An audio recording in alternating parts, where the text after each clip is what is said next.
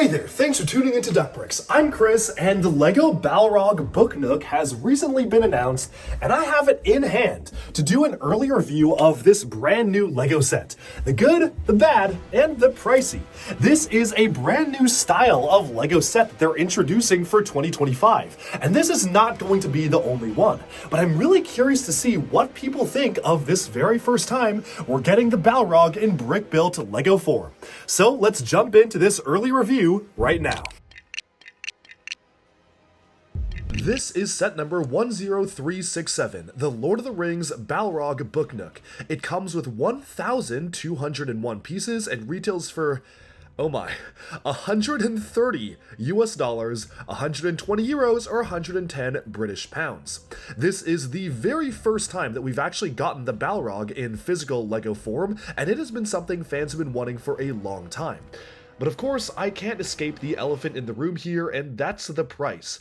$130 is a lot to pay for this set, and honestly, I have absolutely no idea where on earth those 1,200 plus pieces are going into. As a point of comparison, the other Book Nook that is also releasing around this time on June 1st contains 1,359 pieces, is themed around Sherlock Holmes, and also retails for 130 US dollars. So on paper, these two sets are extremely comparable.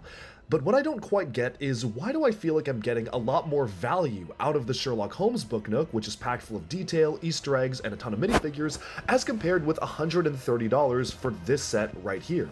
And I have some ideas as to why that's the case, but before we talk too much about price, let's dive into what the actual set offers. Much like the other Book Nook, this is designed to basically fold up into a full-on rectangle. But of course, when unfurled, you can see the full might of the Balrog. One pretty clever thing they've done is the way the Balrog is attached to the scenery actually mounts the wings such that they open and close as you bend the book out. So you can get a really cool effect as you actually open this up to showcase the fire and flames behind the Balrog and the wings fully opening up. There's a little bit of discussion as to whether or not Balrogs actually have wings. That being said, if you go off of what has been seen in the movies and even the recent Rings of Power show, the Balrog clearly has shadowy wing-like appendages, and it does sort of fly and hover in Rings of Power, so if they're going off of the media depiction of the Balrog, this does make a lot of sense. And honestly, I'm happy it does include wings because I feel like that just makes the model look a lot more impressive.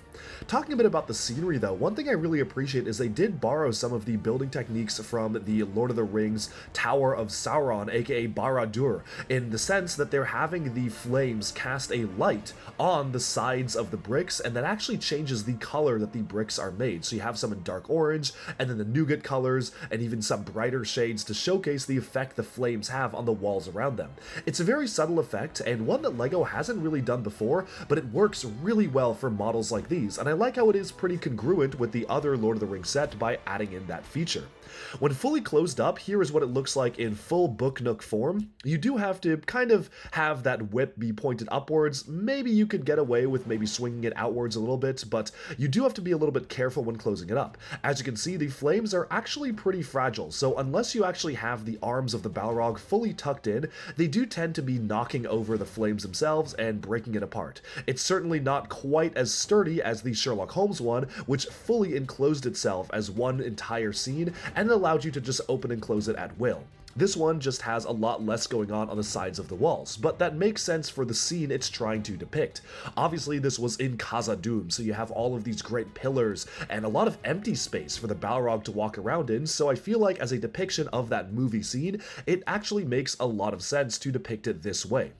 Now, when it's in rectangular form, honestly, I think it looks alright, but it definitely is meant to be displayed when it's fully unfurled. I think unlike the Sherlock Holmes Book Nook, which actually looks a little bit endearing in closed book form and allows you to kind of peek inside a very narrow alley, it just feels like this is a truncated and compact scene when it is fully enclosed. I don't really know how else they would have been able to do it, and it's not bad. It is cool to have the Balrog wreathed in flames as it's stepping towards Gandalf, but I definitely feel like it is just a lot cooler to have it unfurled and have the fire act as a bit of a backdrop, kind of like what you would see in the actual movie. Opening that back up again, you can see exactly what I mean, and of course, you can actually bend it outwards to be fully flat, but I think it actually displays the best when both of the sides are actually at a slight angle. It kind of makes the wings look like they're furled around the Balrog itself, and you can see the wings aren't even attached on either of the tips, but they're held into place by these little gaps in the pillars that allow the wings to slot directly into there. In terms of how the Balrog is actually attached, there's just a couple of Technic axles that the back wings are attached to. The body of the Balrog itself is not attached to the bottom of the podium or anything like that, and then you can go ahead and remove it and have the full-on backdrop. With Gandalf and the Balrog removed, this is what the backdrop looks like. Once again, I really find it impressive how they were able to use those building techniques to slightly, just very subtly change the color of the bricks, transitioning from this lighter brown to the nougat to the dark orange to really showcase that the Balrog itself is emitting this source of light and fire and flames, especially as it gets even more and more angry. And it's a really cool build. Altogether though, without the Balrog, it does feel quite empty, and that's obviously on purpose. It's meant to host the Balrog, but it's not like, say, the other Book Nook where you have a really great scene even without the characters or figures, and that's the entire point of the set. Here, the Balrog is the point of the set, and the entire rest of it is background scenery. So that then begs the question, how much does this really add to the Balrog set? Could we have been better off with an $130 set focused on a gigantic Balrog? Maybe in the style of the LEGO Fortnite Peelybone sculpture, which really goes all in on depicting a giant character. I'm personally skewing towards yes, but to explain that, we're going to have to take a look at the Balrog itself. This is absolutely a play-scale Balrog, and actually there's a lot of things I do like about that. Obviously, this is meant to be played with. It is a little bit smaller, I want to say, than it actually is supposed to be in the movies, but I guess if you kind of look at it from certain perspectives, maybe you could argue that this is around the same size, but what it actually does offer is a lot of playability in terms of movement. You can move the head on the ball joints, you can move the elbows back and forth. The arms are mounted on ratchet joints, which strangely enough just have the pin connected into a Technic hole, so they don't actually have it attached to the ratchets themselves, meaning the arms are a little bit more flimsy than I would like. You of course can articulate the fingers, each and every one of the hands. There are a couple of points of articulation on the wings, and it actually allows you to really flap them back and forth. Like you can pick up the Balrog, shake it around, and the wings will just flap on their own due to gravity, kind of like what you can see right here, and it's a lot of fun to play with. The legs, of course, are mounted on ball joints, but unfortunately, it is a little bit too weak to support the weight of the Balrog. As you can see right here, the Balrog tends to fall over quite a lot, especially when you're just playing with it on its own. And honestly, a lot of that could have been fixed if LEGO still was producing those old CCBS friction add-on extender elements. I don't know why they got rid of those pieces. I feel like they were incredibly useful, and obviously, even though Bionicle and Hero Factory are no more, those pieces could have really come into handy on a model like this, just to make the legs just have that much more friction to allow it to stand up without toppling over. It feels like a bit of a miss for me that many of the joints and points of articulation here are just not quite sturdy enough to hold up the weight of the character, and during a time when LEGO seems to be overly concerned with the structure and stability of figures like these, it is kind of strange to have that as a point of complaint, to actually have it be a little bit unstable when you're playing around with it. Obviously, it does stand up on its own. I'm not saying it topples over all the time, but if you're playing with it and just kind of place it down, just be careful about how you pose it. But then again, this is an 18+ set, so it's a little bit strange to me. We're getting a play-scale Balrog that clearly is meant to be played with, that maybe doesn't have the same stability that another play-scale model would have because it is for an 18+ set. But then again, it doesn't look the best on display. It looks a little bit small for what it is. Personally, I think it's okay that they reuse the Fell Beast wings, but it would have been cool to get maybe just at least a different print for the Balrog wings to make them feel a bit more unique. It's nice to get exclusive prints for the eyes. I think that looks really good, the eyes and nose are wreathed in flame, but altogether, it just feels a little bit small, especially for a model that people have been anticipating for years now. When is LEGO going to do the giant Balrog? And this is what we get. It just feels a bit too small for what I was hoping from a set like this.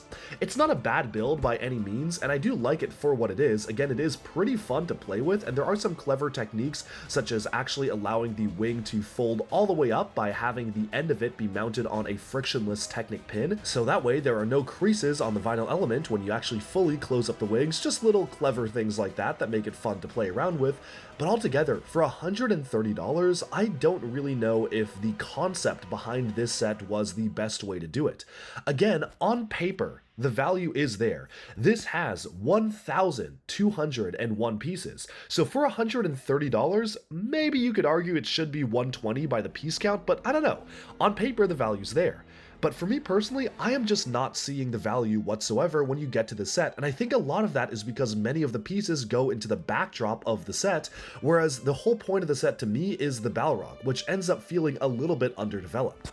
Taking a look at the one minifigure of the set though, before we wrap up my thoughts on this set, this is Gandalf, and Gandalf is pretty much unchanged from the previous LEGO Lord of the Rings sets we have been getting. The only major omission here is the cape, and I'm not really sure why he doesn't have the cape. I guess you could argue that at this point in the movie, he had a slightly less detailed robe on as compared to a scene in Baggin, but it would have been cool to just get a cape for Gandalf in this scene. I feel like it just would have added a lot to the minifigure, but I will say it is very nice to have gotten a brand new face for Gandalf this year in 2025, especially since the last face that we got for him was a generic face that they reused from other themes, and it just didn't quite fit the Gandalf appearance, so it's really nice to get that exclusive headpiece.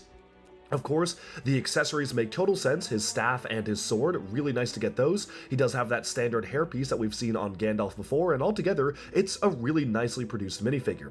And so with that has been my thoughts on the Balrog Book Nook set.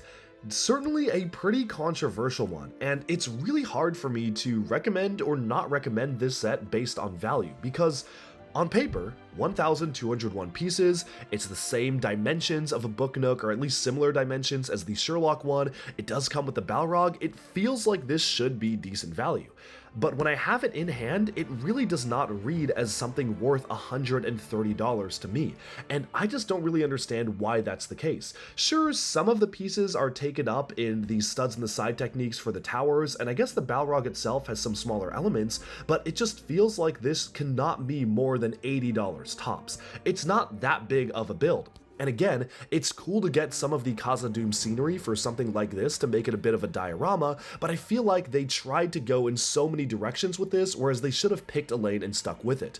If you're gonna make a display-oriented set that is purely for adult collectors to display, why not just make a large-scale Balrog sculpture? Or at the very least, then make the Balrog a little less playable and make it look a little better as a result. Of course, it does have that quote, the printed tile, like many of the LEGO Star Wars and even Jurassic Park dioramas, so they could have gone in that direction. Alternatively, if you want to make it into a Book Nook, I'm not sure if this was the right scene to depict. The Balrog itself is something people have been wanting for years from LEGO Lord of the Rings, and so to have it as part of a Book Nook where it feels like you're only getting sort of a halfway there Balrog, and it's not really 100% what it could be, feels like a bit of a disappointment to me. I honestly feel like maybe it would have made more sense to depict basically any other Lord of the Rings scene as a Book Nook, like maybe make it the Black Gate, so at least it's a gate opening up, or maybe make it the Shire, you know, that could be a really nice Book Nook, and then save the Balrog for a set focused entirely on the Balrog itself. Whether you want to do it as a playscale model or a display model, I think fans would have been okay and happy with both. This just feels like we are getting neither in terms of what we wanted from a LEGO Lord of the Rings Balrog. I like it for what it is, and don't get me wrong, the Balrog is pretty fun to play with and swoosh around, but I feel like for a Balrog set, this could have been so much more, especially in 2025, when LEGO building techniques have been better than they've ever been before. Personally, I would love to see a bit of a do-over for this. It's cool to get it as a Book Nook, but hopefully that will give an excuse to LEGO that, hey, you know what, maybe we don't necessarily need to restrict ourselves to just leaving the Balrog in this form. Maybe, since this was a Book Nook and kind of its own thing, we can go ahead and create a separate Balrog set. Either make it a playset, include more members of the Fellowship, maybe a bit of the bridge, but mostly focused on the Balrog, or go full sculpture mode, go in terms of all in a giant Balrog as a buildable character. I think that would have been really, really solid. That's all I have to say about this set though. Let me know if you agree or disagree down in the comments below. I think it's okay for what it is, but $130 feels to me like way too much for what you're getting. That's all for my thoughts on this set. Thank you so much for watching, and be sure to like and subscribe for even more LEGO news, reviews, discussion, and analyses coming your way very soon. Thanks so much, and bye for now.